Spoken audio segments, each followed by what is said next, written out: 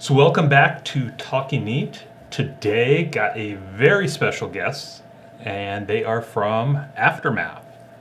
So how are you guys doing? Actually, I guess first introduce yourself. My name is Stephen Brown.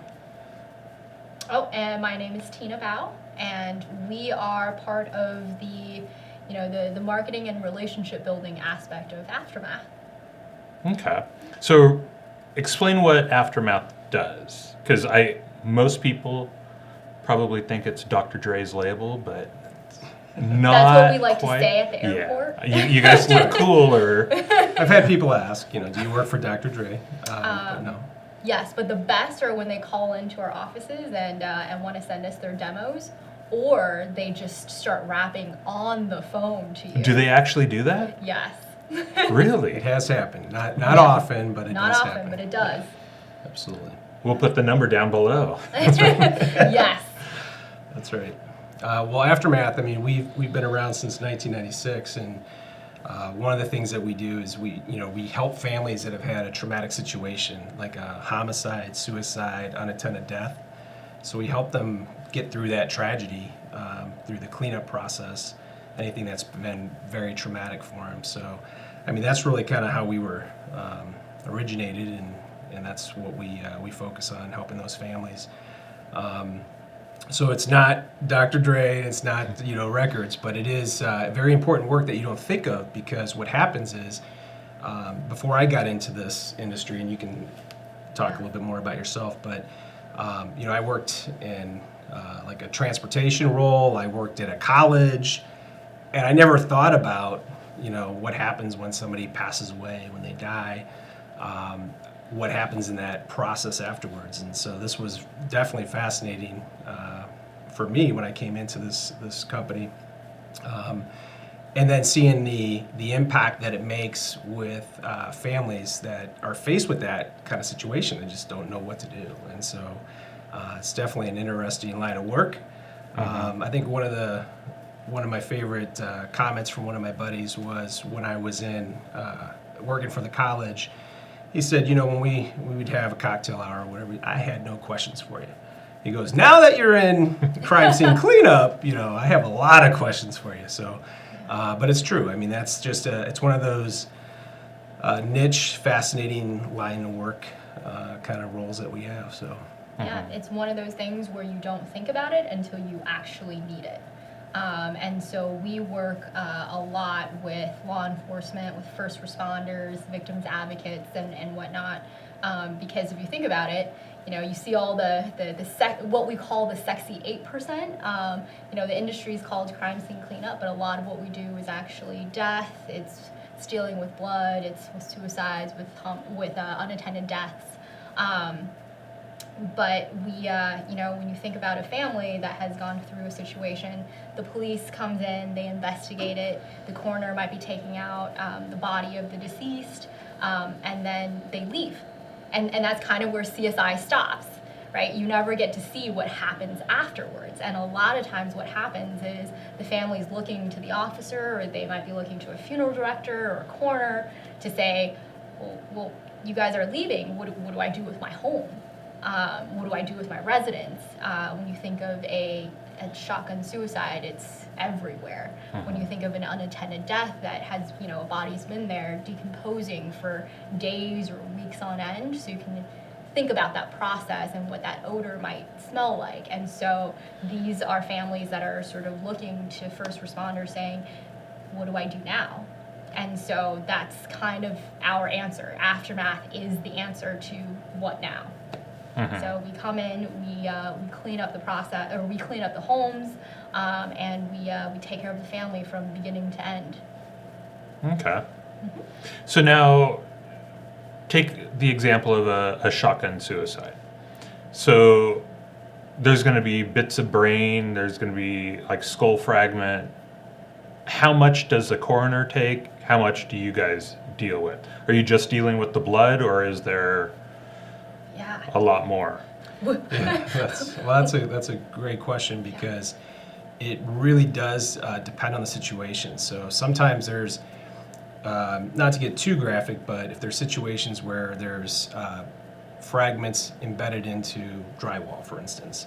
I never even thought of that. Well, I mean, yeah, unfortunately, it happens, and so then they'll take the coroners, will take medical examiners, they'll take whatever they can, but we'll have to go in and then cut out and take the rest of the pieces out. So we really do clean up the blood, but there's also other pieces and parts that sometimes we have to remediate as well. Right. So it's not just cleanup. You guys are actually removing like wall panels. Oh yeah. Yeah, so Wow. anything, what we say is, because we go in and we, when you think about blood, there's bloodborne pathogens, there's just different bacterias. We have what you can see, all of the red blood. You have some brain matter that you might see, but you might not be able to see the invisible fluids like the brain matter or other things that might appear on a wall, but you might not know that it's quite there. So we're actually cleaning off anything that you can see, disinfecting it from surfaces that are hard and that are non-porous, but anything that is porous, we actually go in and remove it. So we will deconstruct in those instances.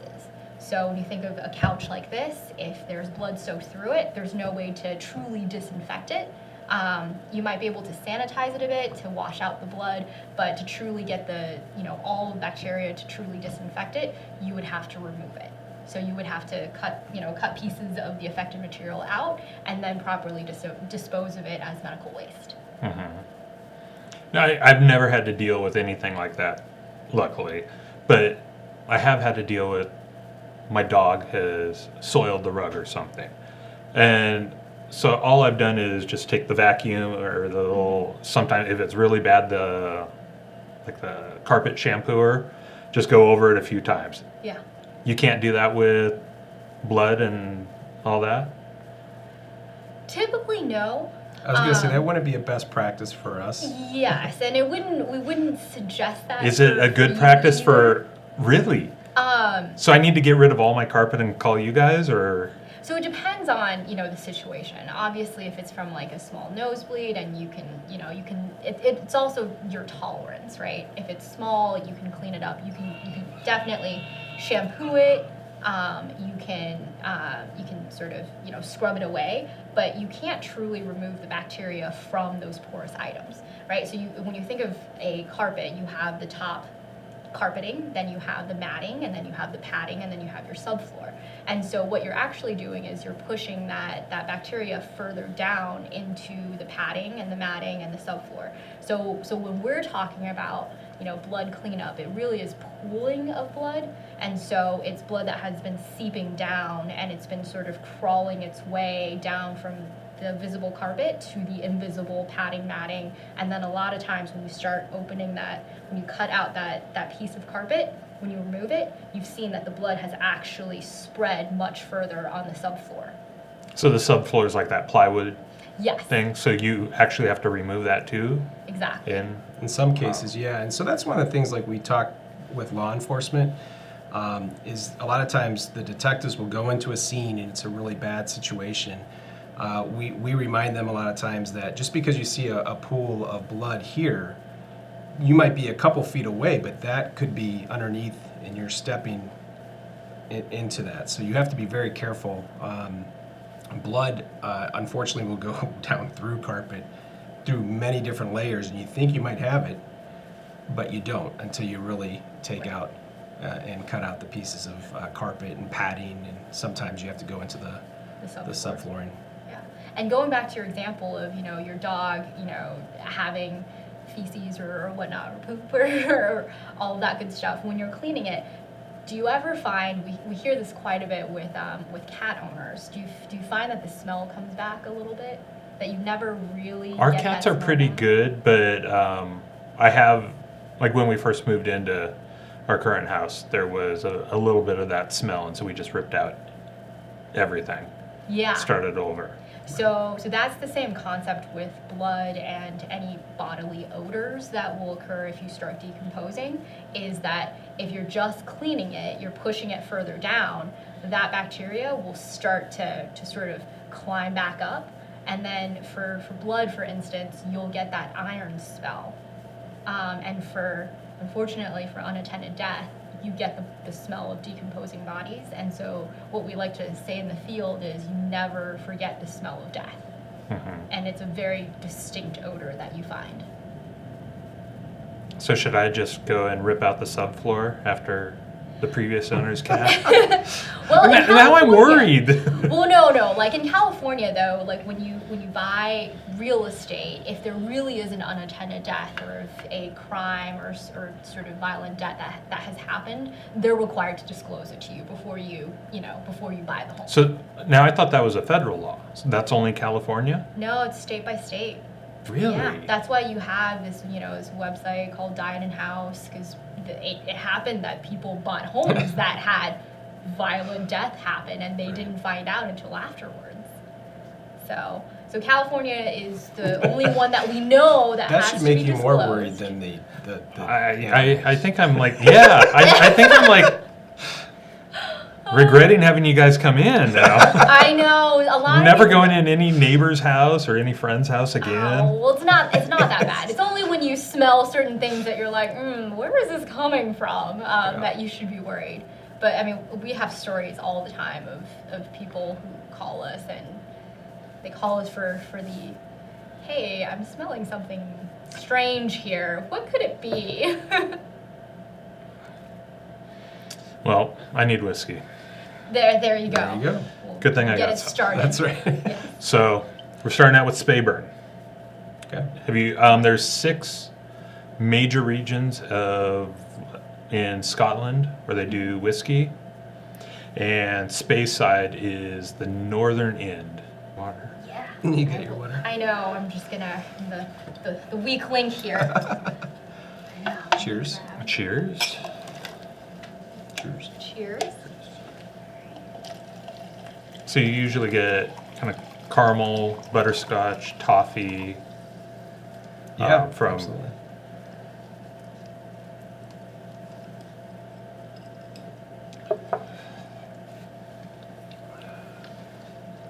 How is Very it? good.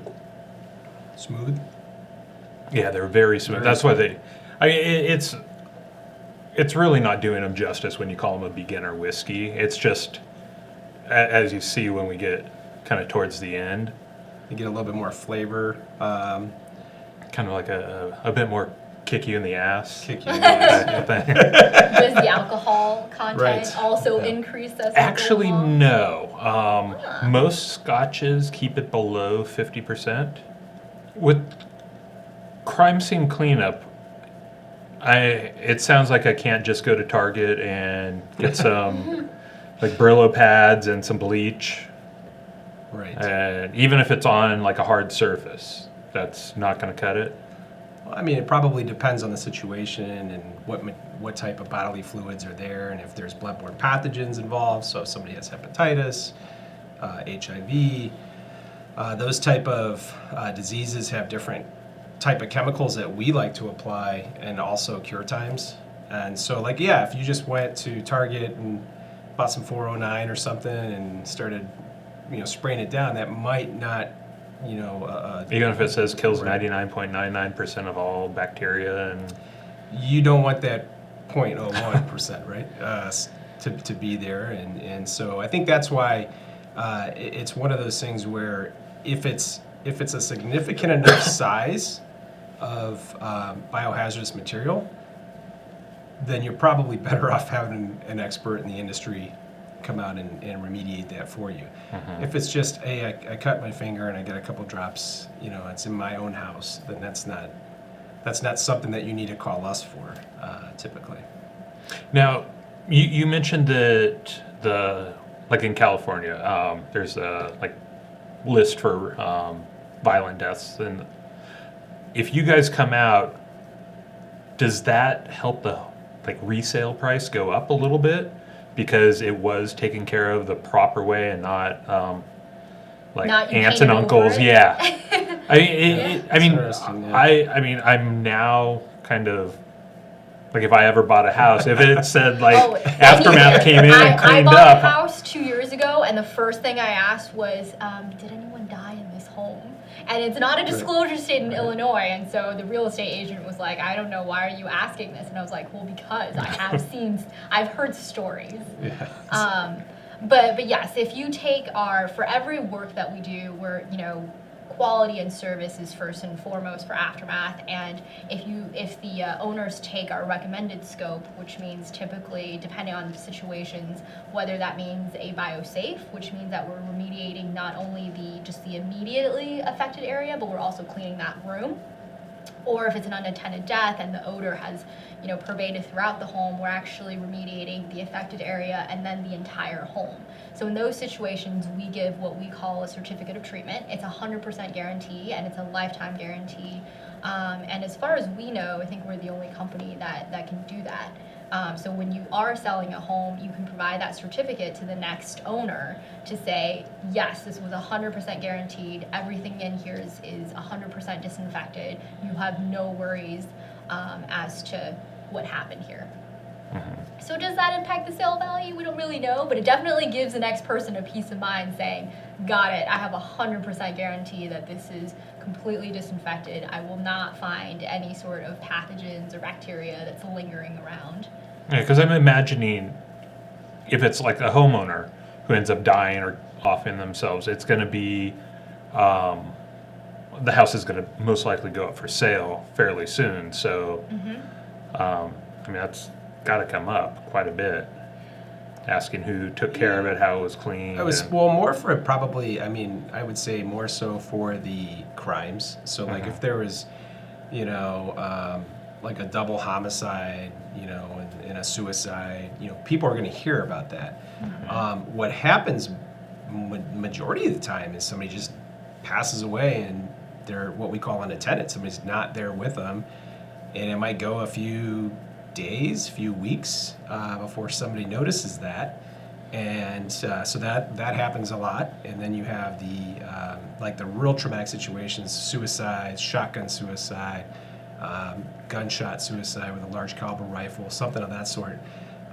And those aren't reported. You're not going to see that in your newspaper and things of that sort. So those are the ones that kind of fly under the radar. You don't know unless you ask that question when buying a house. But yeah, if it was a high-profile crime or something happened in that house, then yeah, you would definitely know and be able to look for it. But it's often the other stuff that we get called out for.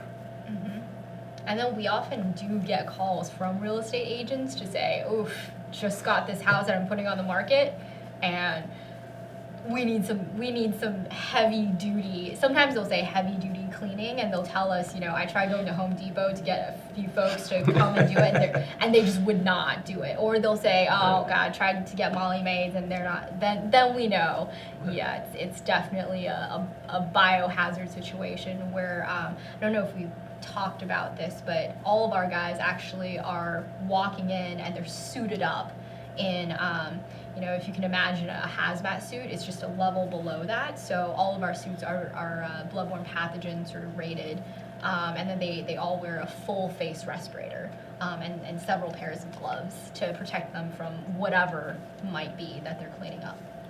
Yeah. It reminds me of the scene from E.T. I was going to say.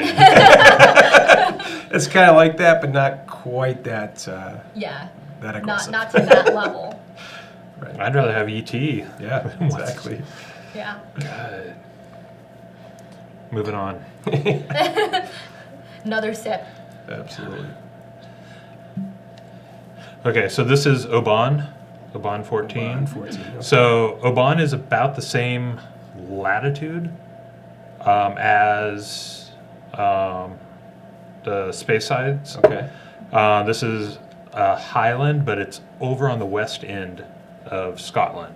Okay. So with that, Highlands are medium smoke, but this is closer to like the islands of Scotland. So, and those have a very distinct smokiness.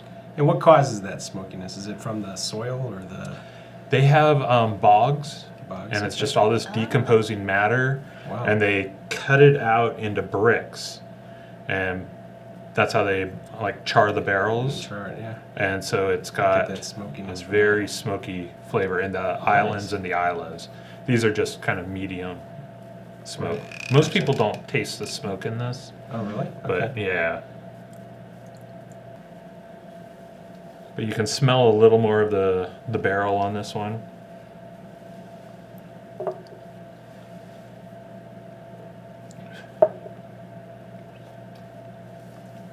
is it? Yeah, no, it's good.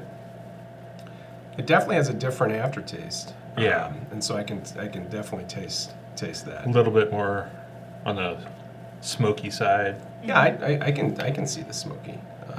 Absolutely.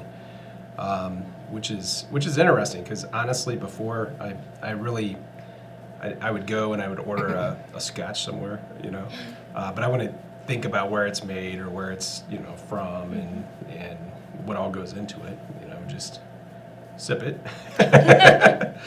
That's about it. You two aren't crime scene cleaners, No. correct? Correct. But we have seen lots of stuff. We've been to a lot of scenes and we've seen we're not in there in the Tyvek suits doing the cleaning, but I have gone to some of the scenes and more of the interactions with our supervisors, with the families, and then how they kind of diagnose the scene and explain to the families how they're going to go about cleaning it, what needs to stay, what can go, what we can clean.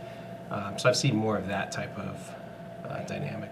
And then just as, since we are doing more of the front end marketing and the relationship building, we have to know our product as well. And so our product is the service. So all of us go through sort of similar process and procedure training that our field goes through. So while we don't physically practice it, we understand, exactly what's going on and can explain what's happening at each stage of the cleaning process. Now imagine the field workers. I mean, they've got to be good at their job, but they also have to kind of go in with a whole lot of compassion and. Yeah, I was going to say, I think that's probably the biggest part is, outside of this industry, you might think, oh, well, it's going to attract a certain type of person who is okay with death and that kind of stuff. And that's not necessarily our best supervisors. The ones that are our best supervisors and technicians are the ones that really can connect with the families and help walk them through that grieving process, and really that empathy is there. Because think about it, when you're cleaning up after the death of a loved one, you're going through rooms, you're seeing some of the most intimate type of situations that people might have left behind after they've passed away. So you have to be very very sensitive and empathetic and professional and discreet.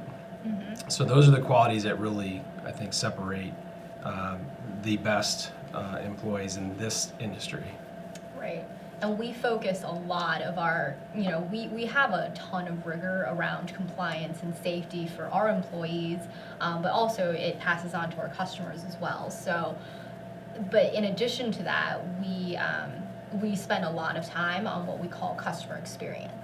And that means, how do you talk to a family? How do you remain professional, but also be empathetic and sensitive and compassionate to the circumstances that they're in?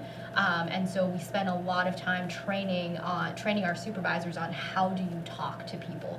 How do you talk to our customers such that, they feel like they're educated to make a decision? Because like we said, you don't walk in and say, "Yup, understand exactly what's going to happen."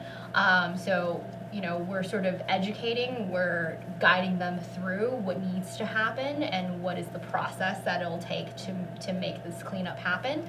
And it takes quite a bit. Like, all of our supervisors or our technicians, it's a vocation for them, right? It's a career more than just a job that collects a paycheck, because it has such emotional ties, and there's such a weightiness, I would say, to what we do, that a lot of them come from backgrounds that are, former EMS, or a lot of it is a lot of veterans, a lot of first responders that come to us. So it's folks who genuinely have a passion to help people.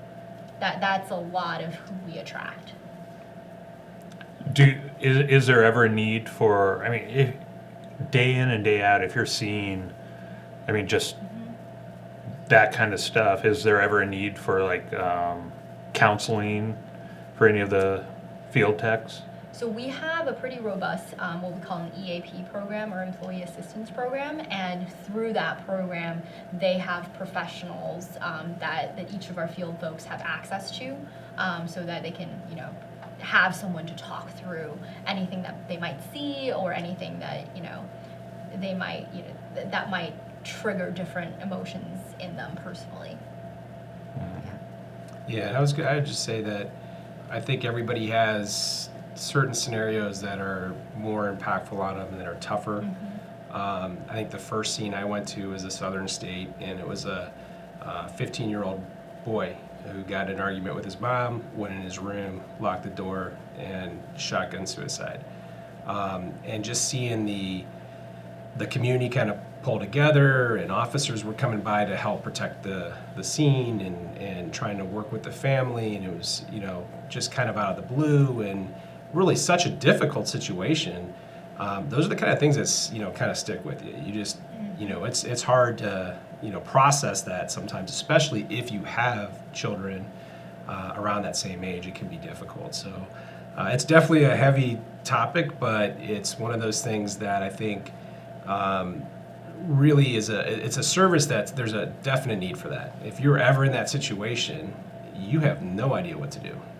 I mean, the officer in that situation helped that family find our information. When I went out there, I stopped by the department, and I left some stuff so they had just some of our information handy, and the officer wasn't there. 20 minutes later, I got a call saying, "Are you still in the area? Stop by. I want to talk to you. I want all your stuff. I never want to have to find myself in this situation again, where family doesn't have a resource, and I can't help them, especially in the smaller communities. It's very tight-knit. People know everybody, and it was very difficult. So that's kind of how, we've developed kind of our program to reach out to law enforcement and make sure that they do know that, there's resources that can help families in those situations. And so that's kind of how we built, some of our marketing and outreach.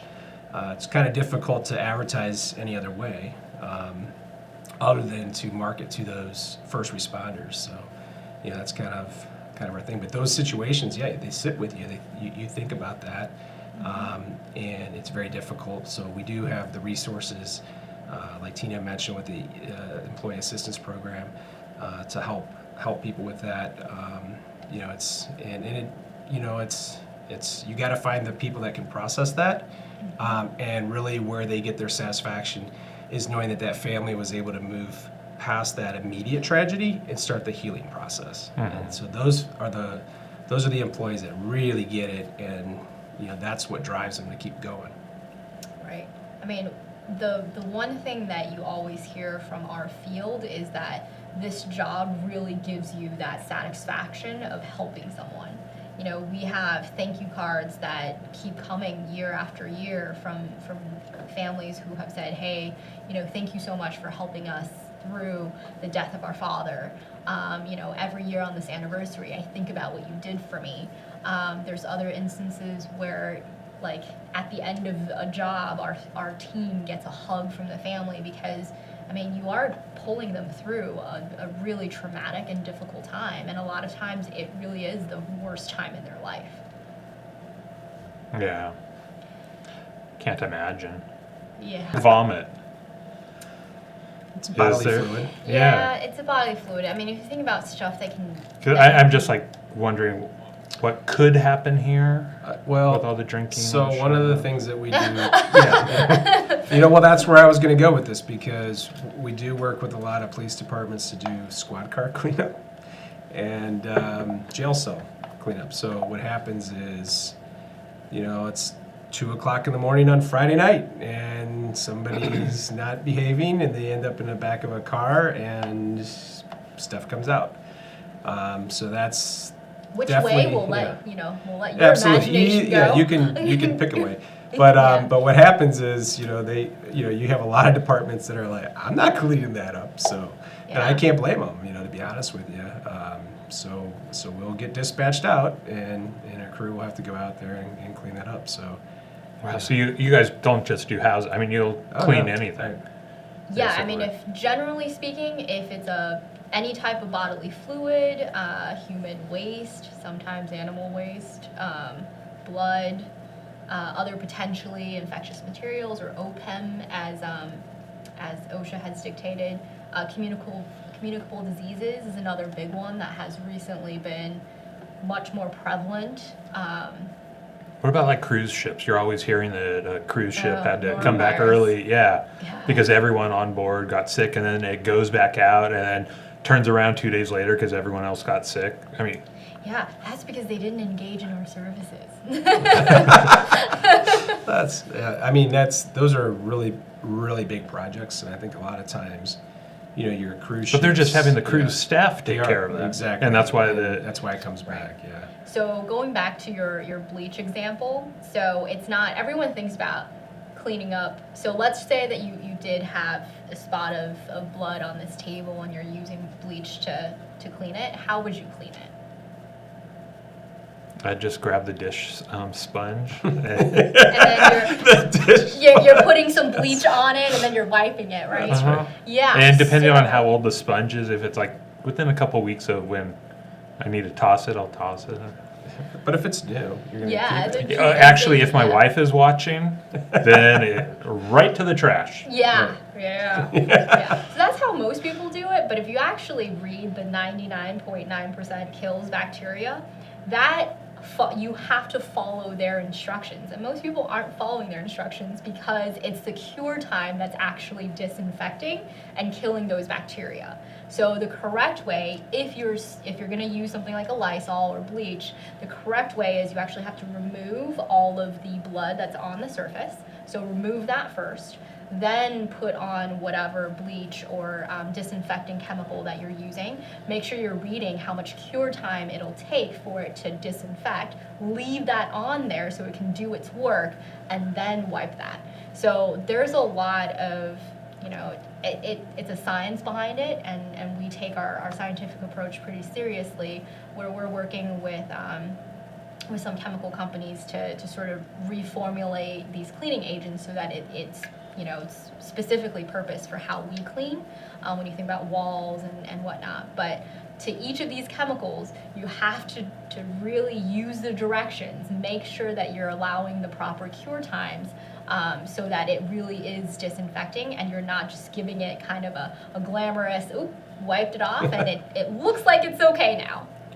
So. Moving on. Right. So this is Talisker. So where this was on the west end of Scotland, this is even further west. This is Ireland. This is the island of Skye, the only distillery on the island of Skye. Okay. Still up in the northern end. It's not as smoky as the Islas, but it's pretty damn smoky. Okay. Um, I think I've heard of this one before. Yeah, Talisker's pretty popular. It's actually when James Bond makes it sound like it's pouring, and I haven't even. That's When James Bond is not drinking a vodka martini with a twist of lemon, yeah. he and M drink Talisker. Talisker. Ah. Okay. Now is this a family-owned?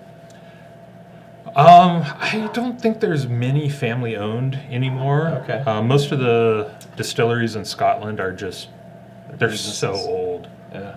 Families didn't keep Keep up with them and hold on to them. Yeah. And Oh, so That makes sense. All right. on this one, you can actually add like a couple drops of water if you want. Open it up a little bit.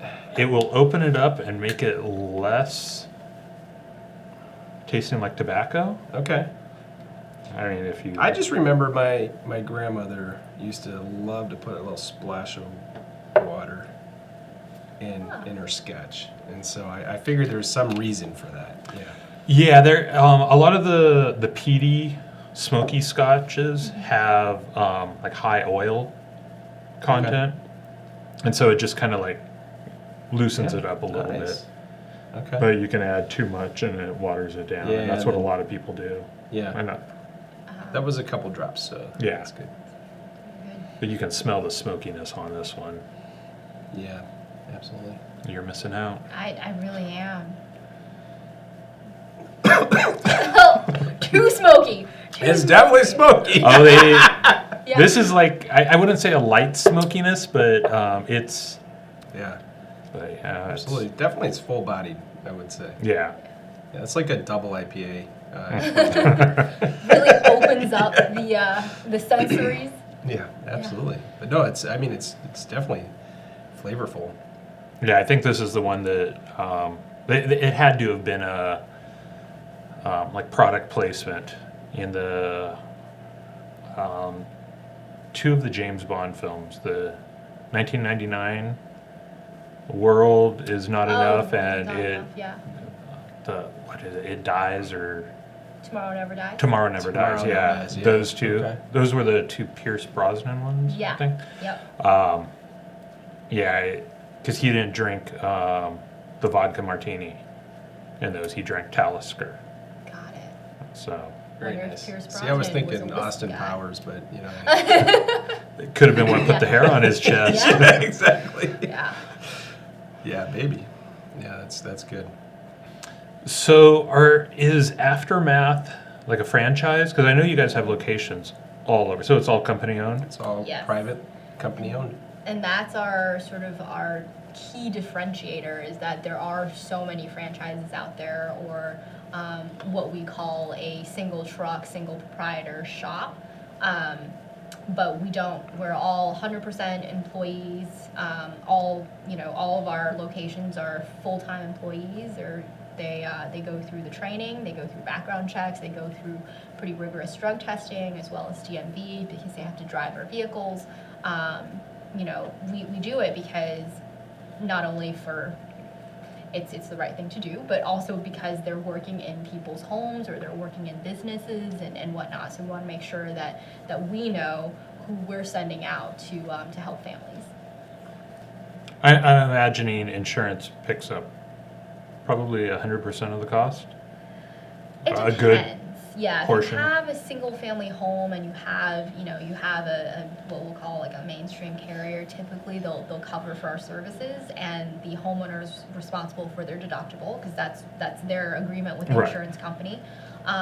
There are certain instances where sometimes, insurance is insurance. They're in the business of also making profit. So sometimes, they'll try to find ways to maybe not cover for our services. But in those situations, we have a pretty robust, financial assistance, payment plan, and discounting program. And our payment plans, it's always no interest. We don't believe in that. If you need time to pay off for the services, we allow that for families. So now you guys never leave like any blood behind. But like when John Lennon was assassinated, the glasses he was wearing became very famous because there were a couple drops of blood on them. They sold at auction. Now, would you guys have cleaned that up?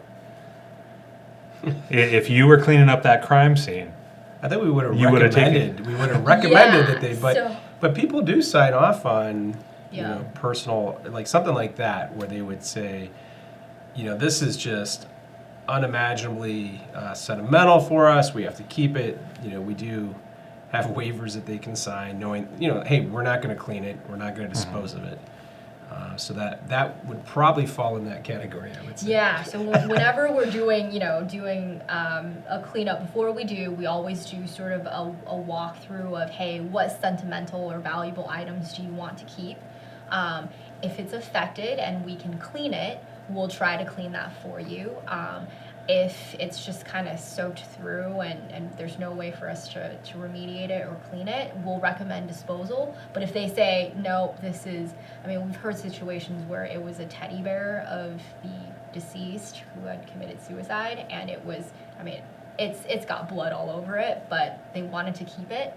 And so, we said, all right, as long as you understand that this is, you wanted to keep it, it's still yours. We respect that, and we gave it back to them. Right. So we'll always ask. okay. So is there anything else? Anything we didn't cover?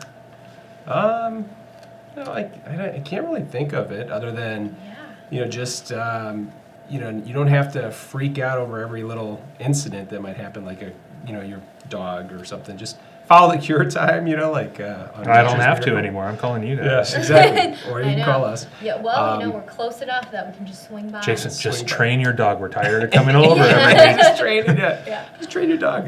There's these pads you can Yeah. put down. Exactly. Yeah. Exactly.